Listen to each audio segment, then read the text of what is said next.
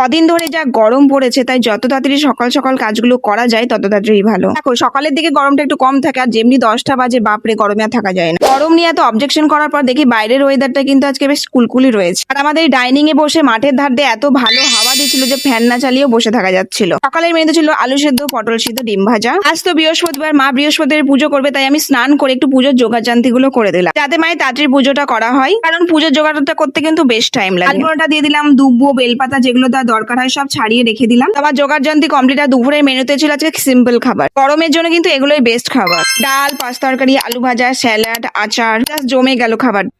জামা কাপড়গুলো তুলে নিলাম, দেখলাম বেশিরভাগ জামা কাপড়ই শুকোয়নি আজ। এই জামা কাপড়গুলো মেলে দেওয়ার পর আমি একটু উঠোন হাঁটাহাঁটি করলাম। এই জায়গাটায় 3 রকমের গাছ হয়েছে, লঙ্কা গাছ, গোলাপ গাছ, তার সাথে একটা কুমড়ো গাছও। আর এখন গোলাপ গাছে সেরকম গোলাপ ফুল হচ্ছে না, তাই ভাবলাম গোলাপ গাছটা একটু কেটে ছোট করে দিই। আর এই গোলাপ গাছ কাটতে গিয়ে প্রচুর কাটা খেয়েছি। গোলাপ গাছের ডালগুলো ছাটা হয়ে গেলে ডালগুলো ফেলে দিলাম। তারপর একটা মৌসুম্বি খেয়ে নিলাম, আর মৌসুম্বিটা হেভি মিষ্টি ছিল খেতে। সন্ধ্যেবেলায় খুব খিদে পেয়েছিল, ভেবে পাচ্ছিলাম না কি খাবো, তো একটু মুড়ি আলু ভাজাই খেয়ে নিলাম। মুড়ি খেতে খেতে আমি দেখছিলাম টিভিতে ভুলভুলাইয়া 3 সিনেমাটা। রাত্রেবেলা ডিনারে করে নিলাম আম, দই, রুটি। মাঝে মাঝে খেতে বেশ ভালোই লাগে আমার। তারপর আমার ডেলিকার রুটিন ফেস প্যাক অ্যাপ্লাই করলাম মুখে। আর আমার ডেলি ব্লগ দেখো, তারা তো জানোই আমার নাইট স্কিন কেয়ার কি হয়। নাইট স্কিন কেয়ার করে নিলাম। আজকে দুপুরবেলায় বেশ কিছুক্ষণ ঘুমিয়েছি, সেজন্য রাত্রেবেলায় ঘুম আসতে একটু দেরি হবে, সেজন্য একটু বই পড়ে নিই।